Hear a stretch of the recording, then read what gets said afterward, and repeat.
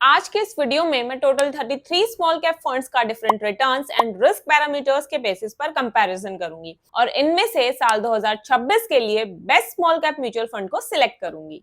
इन सभी small cap funds को मैं इनके AUM, age, benchmark returns, last 1 year, 3 years, 5 years, 10 years, and since launch trailing returns, year-on-year returns, rolling returns, expense ratio, alpha, beta, standard deviation, Sharpe ratio, up market and down market capture ratio, इन सब factors के basis पर compare करूंगी। Best performing fund को मैं हर step पर Green Marc करती हुई चलूंगी। जिस फंड पर सबसे ज्यादा ग्रीन मार्क्स आएंगे वही हमारा बेस्ट स्मॉल कैप फंड होगा। वीडियो शुरू करने से पहले अब एक बार ये समझ लेते हैं कि स्मॉल कैप फंड्स होते क्या हैं। देखो, स्मॉल कैप म्यूचुअल फंड्स में आपका इन्वेस्ट किया हुआ minimum 65% amount small cap stocks में इन्वेस्ट होता है और बाकी का बचा हुआ 35% फंड मैनेजर अपनी मर्जी से कहीं भी इन्वेस्ट कर सकता है। अब शुरू करते हैं अपने सभी स्मॉल कैप फंड्स का कंपैरिजन और सिलेक्ट करते हैं बेस्ट परफॉर्मिंग फंड को। इसके लिए मैंने सभी 33 स्मॉल कैप म्यूचुअल फंड्स की ये एक लिस्ट बनाई है। अब एक साथ इतने सारे म्यूचुअल फंड्स का कंपैरिजन और एनालिसिस करना थोड़ा मुश्किल है और एक टाइम टेकिंग प्रोसेस है। तो मैं क्या करूंगी कि हर एक फैक्टर के बेसिस पर देखूंगी कि कौन से म्यूचुअल फंड सबसे लास्ट में स्टैंड करते हैं और उन वीक म्यूचुअल फंड्स को मैं रेड मार्क करती हुई चलूंगी और लिस्ट से डिलीट करती हुई चलूंगी। हमारा फर्स्ट फैक्टर है AUM यानी कि एसेट अंडर मैनेजमेंट। किसी भी एक पर्टिकुलर म्यूचुअल फंड में सभी लोगों ने जो पैसा इन्वेस्ट किया होता है वो टोटल अमाउंट उस फंड का AUM होता है। अब एक्सपर्ट्स के अकॉर्डिंग अगर किसी म्यूचुअल फंड स्कीम का AUM 1500 करोड़ से कम है तो स्कीम में आगे चलकर लिक्विडिटी की प्रॉब्लम आ सकती है। अगर कभी कल को मार्केट डाउन चल रही हो और हम वो फंड बेचना चाहें तो हो सकता है उसके लिए हमें बायर्स ना मिले क्योंकि बहुत ही कम लोगों ने उस स्कीम में इन्वेस्ट किया हुआ है। उसका AUM कम है तो हम ऐसे म्यूचुअल फंड्स को प्रेफर नहीं करेंगे जिनमें फ्यूचर में लिक्विडिटी इश्यूज हो सकते हैं। अगर मैं अपने इस लिस्ट में देखूं तो टोटल 7 ऐसे स्मॉल कैप फंड्स हैं जिनका AUM 1500 करोड़ से कम है। सेमको, LIC, quantum, trust MF, Baroda BNP Paribas, Helios और JM स्मॉल कैप फंड, इन सातों फंड्स को मैं यहाँ पर रेड मार्क कर रही हूँ और अपने इस लिस्ट से डिलीट कर रही हूँ। अब बच गए हमारे पास ये टोटल 26 स्मॉल कैप फंड्स। अब नेक्स्ट स्टेप में मैं उन फंड्स को इस लिस्ट से एलिमिनेट करूंगी जो अभी रिसेंटली 2-3 साल पहले ही लॉन्च हुए हैं क्योंकि इन फंड्स के लास्ट 1 ईयर रिटर्न्स के अलावा बाकी रिस्क एंड रिटर्न पैरामीटर्स का डेटा अवेलेबल नहीं है। सो एक डिटेल्ड और कॉम्प्रिहेंसिव एनालिसिस नहीं कर सकते अभी हम इन फंड्स का, और हमारे पास और पुराने फंड्स अवेलेबल हैं जो अच्छा परफॉर्म कर रहे हैं तो we will prefer those funds. अब हमारे इस लिस्ट में 4 ऐसे फंड्स हैं जो रिसेंटली ही लॉन्च हुए हैं: Bajaj financial services, Mahindra Manulife, Mirae Asset and Motilal Oswal small cap fund. इन सब को मैं यहाँ पर रेड मार्क कर रही हूँ और अपने इस लिस्ट से रिमूव करती हूँ। अब बच गए हमारे पास ये टोटल 22 फंड्स। अब नेक्स्ट स्टेप में मैं इन 22 फंड्स में से उन फंड्स को शॉर्टलिस्ट करूंगी जो कंसिस्टेंटली हर एक टाइम फ्रेम में अपने benchmark Nifty small cap 250 TRI के रिटर्न्स को बीट कर रहे हैं। इसके लिए मैंने इस टेबल में इन सभी फंड्स के और निफ्टी स्मॉल कैप 250 के last 1 year, 3 years, 5 years, 10 years और सिंस लॉन्च ट्रेलिंग रिटर्न्स लिए हैं।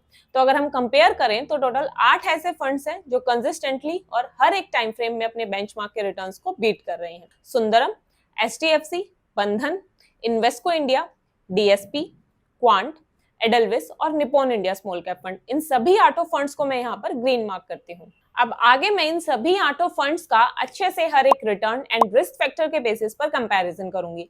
जिस भी फंड की परफॉर्मेंस सबसे बेस्ट होगी उसे मैं ग्रीन मार्क करते हुए चलूंगी और एंड में जिस फंड को सबसे ज्यादा ग्रीन मार्क्स मिलेंगे वही हमारा बेस्ट स्मॉल कैप फंड होगा। शुरू करते हैं ट्रेलिंग रिटर्न से। लास्ट 1 ईयर के रिटर्न्स अगर देखें तो मार्केट में डाउन ट्रेंड के चलते मोस्टली फंड्स के रिटर्न्स नेगेटिव ही हैं या ना के बराबर हैं। स्टिल सबसे सही performance Sundaram small cap fund की रही है। इसने 1.19% के पॉजिटिव रिटर्न्स दिए हैं, इसलिए इसे मैं यहाँ पर ग्रीन मार्क कर रही हूँ। देन लास्ट 3 इयर्स में सबसे अच्छे रिटर्न्स बंधन के ही हैं, 31.9%, तो यहाँ मैं इसे ग्रीन मार्क कर रही हूँ। फिर लास्ट 5 इयर्स में देखूं तो सबसे ज्यादा रिटर्न्स क्वांट ने दिए हैं, 32.12%। देन लास्ट 10 इयर्स में सबसे आगे है निप्पॉन इंडिया, इसने 20.90% के रिटर्न्स दिए हैं, तो इसे भी मैं यहाँ पर ग्रीन मार्क कर देती हूँ।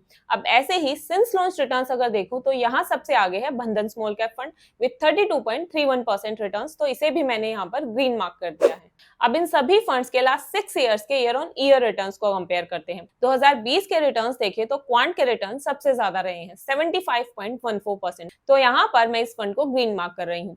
देन 2021 और 2022 इन दोनों सालों में भी क्वांट के ही रिटर्न सबसे ज्यादा थे, 88.17% एंड 11.20%, तो यहाँ इन दोनों सालों में मैं क्वांट फंड को ग्रीन मार्क कर रही हूँ।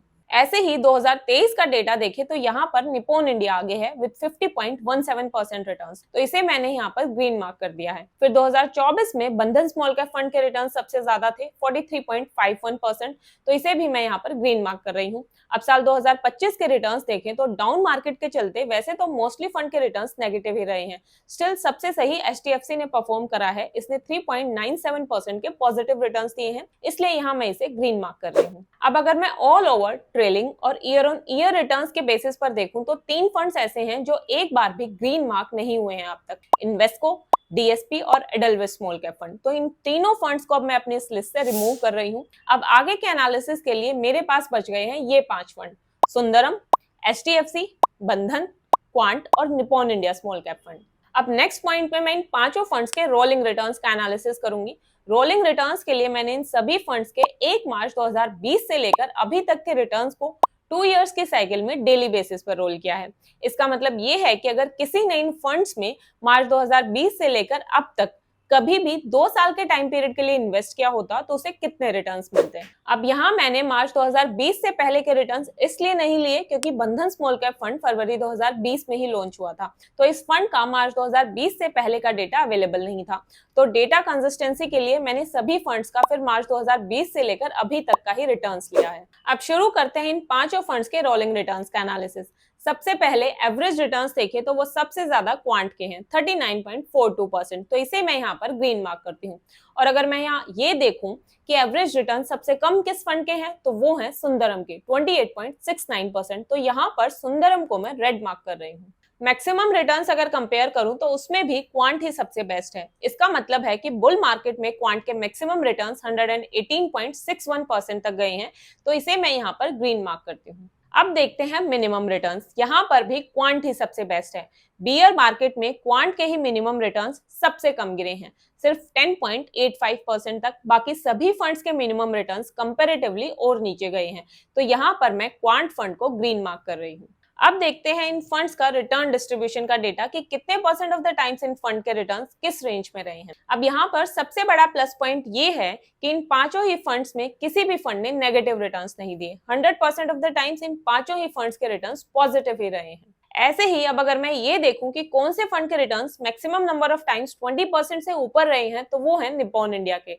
इस फंड ने पिछले 6 सालों में अराउंड 92% ऑफ द टाइम्स 20% से ज्यादा के रिटर्न्स दिए हैं। एक्सीलेंट परफॉर्मेंस, तो इसे मैं यहाँ पर ग्रीन मार्क कर रही हूँ। इसके अलावा क्वांट की परफॉर्मेंस भी बढ़िया रही है, इसने अराउंड 87% ऑफ द टाइम्स 20% से ऊपर के रिटर्न्स दिए हैं। और इसके बाद एक HDFC भी सही है, HDFC ने अराउंड 85% ऑफ द टाइम्स 20% से ऊपर के रिटर्न्स दिए हैं। सबसे कम percentage Sundaram small cap fund की है, यहाँ पर सिर्फ 69% ऑफ द टाइम्स ही इसने 20% से ऊपर के रिटर्न्स दिए हैं, इसलिए यहाँ मैं सुंदरम फंड को रेड मार्क कर रही हूँ। तो ये था अभी तक रिटर्न्स का कंपैरिजन। ट्रेलिंग रिटर्न्स में बंधन स्मॉल कैप फंड ने अच्छा परफॉर्म किया है, ईयर ऑन ईयर रिटर्न्स में क्वांट आगे है और रोलिंग रिटर्न्स में क्वांट और निप्पॉन इंडिया के रिटर्न्स ज्यादा कंसिस्टेंट है और सुंदरम के लीस्ट कंसिस्टेंट है। बट क्या हम सिर्फ रिटर्न्स के बेसिस पर ये डिसाइड कर सकते हैं कि कौन सा फंड बेस्ट है? नहीं, रिटर्न्स के साथ साथ रिस्क एनालिसिस भी जरूरी है।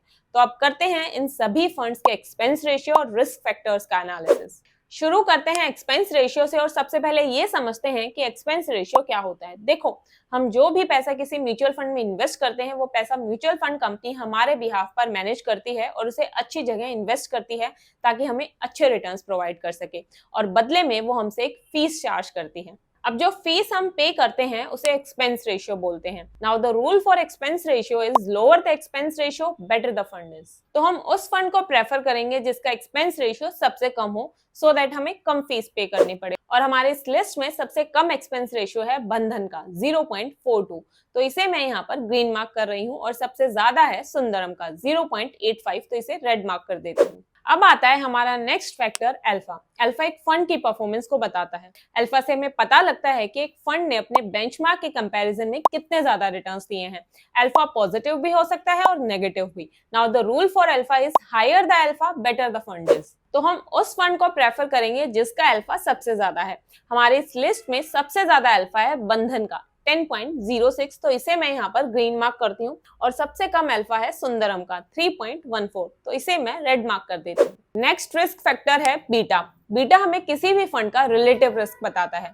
यहाँ पर रिलेटिव रिस्क का मतलब है कि कोई भी फंड अपने बेंचमार्क के कंपैरिजन में कितना ज्यादा या कम रिस्की है। बीटा की वैल्यू 1 से ज्यादा या फिर 1 से कम भी हो सकती है। अगर किसी फंड की बीटा की वैल्यू 1 से ज्यादा है तो इसका मतलब है वो फंड अपने बेंचमार्क के कंपैरिजन में ज्यादा रिस्की है, और अगर बीटा की वैल्यू 1 से कम है तो इसका मतलब है कि वो फंड अपने बेंचमार्क के कंपैरिजन में कम रिस्की है। जैसे अगर किसी फंड का बीटा 1.2 है तो इसका मतलब है वो फंड अपने बेंचमार्क के कंपैरिजन में 20% ज्यादा रिस्की है। Now the rule for beta is lower the beta better the fund is.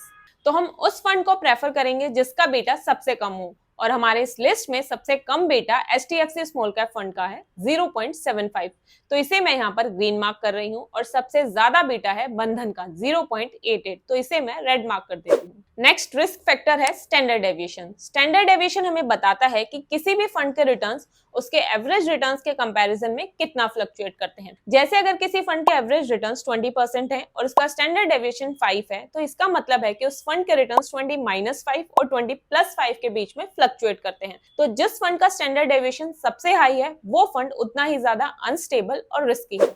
Now the rule for standard deviation is lower the standard deviation, more stable, better and predictable the fund is। तो हम उस fund को preference देंगे जिसका standard deviation सबसे कम है, और हमारे इस लिस्ट में सबसे कम स्टैंडर्ड डेविएशन है HDFC का 15.47, तो इसे मैं यहाँ पर ग्रीन मार्क कर रही हूँ। और अगर मैं ये देखूं कि सबसे ज्यादा स्टैंडर्ड डेविएशन किसका है, यानी सबसे ज्यादा रिस्की कौन सा फंड है, तो वो है बंधन।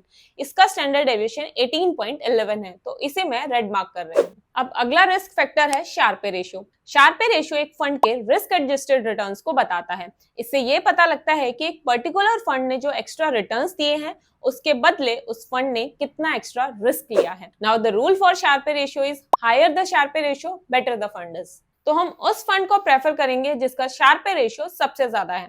हमारे इस लिस्ट में सबसे ज्यादा शार्पे रेशियो है बंधन का 1.31, यानी कि इस फंड ने 1 यूनिट ऑफ रिस्क के बदले 1.31 यूनिट्स का एक्स्ट्रा रिटर्न दिया है, तो इसे मैं यहाँ पर ग्रीन मार्क कर रही हूँ। और सबसे कम शार्पे रेशियो है सुंदरम का, तो इसे मैं रेड मार्क कर रही हूँ। अब नेक्स्ट फैक्टर है up market capture ratio. Up market capture ratio से ये पता लगता है कि जब मार्केट ऊपर गई तो वो फंड कितना ऊपर गया। जैसे मान लो किसी फंड का अप मार्केट कैप्चर रेशियो 100 है, तो इसका मतलब है कि जितने परसेंट से मार्केट ऊपर चढ़ी उतने ही परसेंट से ये फंड भी ऊपर चढ़ा है। अगर ये रेशियो 100 से कम है, जैसे मान लो 97 है, तो इसका मतलब है उस फंड ने मार्केट के कंपैरिजन में 3% कम रिटर्न्स दिए। और अगर ये रेशियो 100 से भी ज्यादा है तो इसका मतलब है कि वो फंड मार्केट से भी ज्यादा ऊपर चढ़ा है। तो हम उस फंड को प्रेफरेंस देंगे जिसका अप मार्केट कैप्चर रेशियो 100 से ज्यादा हो, प्लस इन सभी फंड्स में भी सबसे ज्यादा हो। अब मेरी इस लिस्ट में सिर्फ एक ही फंड ऐसा है जिसका ये रेशियो 100 से ज्यादा है, और वो है बंधन स्मॉल कैप फंड। तो यहाँ पर मैं इस फंड को ग्रीन मार्क कर रही हूँ। अब बचता है हमारा लास्ट फैक्टर जो कि है डाउन मार्केट कैप्चर रेशियो। इस रेशियो से हमें पता लगता है कि जब मार्केट गिर रही थी तब मार्केट के कंपैरिजन में फंड कितना गिरा। जैसे अगर किसी फंड का ये डाउन मार्केट कैप्चर रेशियो 100 के बराबर है तो इसका मतलब है जितना मार्केट नीचे गई उतना ही वो फंड भी नीचे गया। अगर ये रेशियो 100 से ज्यादा है तो इसका मतलब है कि वो फंड मार्केट से भी ज्यादा नीचे गिरा है, यानी कि वो अपने रिस्क को इफेक्टिवली मैनेज नहीं कर पा रहा है। और अगर ये रेशियो 100 से कम है तो इसका मतलब है कि वो फंड मार्केट से भी कम गिरा है, यानी कि वो फंड अपने रिस्क को अच्छे से मैनेज कर पा रहा है। तो हम उस फंड को प्रेफरेंस देंगे जिसका डाउन मार्केट कैप्चर रेशियो एक तो 100 से कम हो, प्लस सभी फंड्स में भी सबसे कम हो। हमारे इस लिस्ट में सबसे come down market capture ratio HDFC का है 60, यानी कि ये फंड बियर मार्केट में सबसे कम नीचे गिरा है और अपने रिस्क को अच्छे से मैनेज कर पा रहा है, तो यहाँ मैं इसे ग्रीन मार्क कर रही हूँ। और सबसे ज्यादा डाउन मार्केट कैप्चर रेशियो है बंधन स्मॉल कैप फंड का, तो इसे मैं रेड मार्क कर देती हूँ। अब अगर मैं ऑल ओवर देखूं तो दो फंड्स ऐसे हैं जिन पर सबसे ज्यादा ग्रीन मार्क्स आए हैं इस एनालिसिस में, बंधन और quant small cap fund. Trailing returns में बंधन फंड ज्यादा अच्छा परफॉर्म कर रहा है, ईयर ऑन ईयर रिटर्न्स में क्वांट फंड आगे है। रोलिंग रिटर्न्स का अगर देखें तो उसमें भी क्वांट के ही रिटर्न्स सबसे ज्यादा कंसिस्टेंट रहे हैं। अब अगर रिस्क की बात करूं तो बंधन सबसे ज्यादा रिस्की है क्योंकि उसका स्टैंडर्ड डेविएशन सबसे ज्यादा है, बीटा सबसे ज्यादा है, लेकिन फिर अल्फा भी बंधन स्मॉल कैप फंड का ही सबसे ज्यादा है। ऐसे ही अगर कैप्चर रेशियोज देखूं तो वहां पर बंधन small cap fund bull market में जितना तेजी से ऊपर जाता है उतनी ही तेजी से फिर बियर मार्केट में गिरता भी है, तभी इसका अप मार्केट और डाउन मार्केट कैप्चर रेशियो दोनों ही सबसे ज्यादा है। अब बात आती है कि फिर बेस्ट फंड कौन सा है इन दोनों में से। तो देखो, बेस्ट फंड वही होता है जिसमें रिटर्न्स एंड रिस्क का एक परफेक्ट बैलेंस मिले। अब रिटर्न्स एंड रिस्क का बैलेंस डिपेंड करता है आपके इन्वेस्टमेंट होराइजन पर कि आप शॉर्ट टर्म के लिए इन्वेस्ट कर रहे हो या लॉन्ग टर्म के लिए। अगर आपका इन्वेस्टमेंट होराइजन शॉर्ट टर्म है तो क्वांट स्मॉल कैप फंड ज्यादा अच्छा ऑप्शन हो सकता है बिकॉज इसकी रिटर्न्स कंसिस्टेंसी ज्यादा अच्छी है, जैसा कि हमने रोलिंग रिटर्न्स के एनालिसिस में देखा था। और लॉन्ग टर्म के लिए बंधन स्मॉल कैप फंड सही लग रहा है क्योंकि शॉर्ट टर्म में ये ज्यादा वोलेटाइल है एंड क्वांट के कंपैरिजन में इसकी रिटर्न्स कंसिस्टेंसी भी थोड़ी कम ही रही है। तो अब आप इन दोनों में से कोई भी फंड चूज कर सकते हो अपने रिस्क और इन्वेस्टमेंट होराइजन के हिसाब से। तो ये थी मेरी आज की वीडियो जिसमें मैंने सभी स्मॉल कैप फंड्स का एनालिसिस करा। आपको ये एनालिसिस कैसा लगा मुझे कमेंट्स में जरूर बताना। Thank you so much for watching. See you guys in next video. Till then, happy investing and a very happy new year to all of you.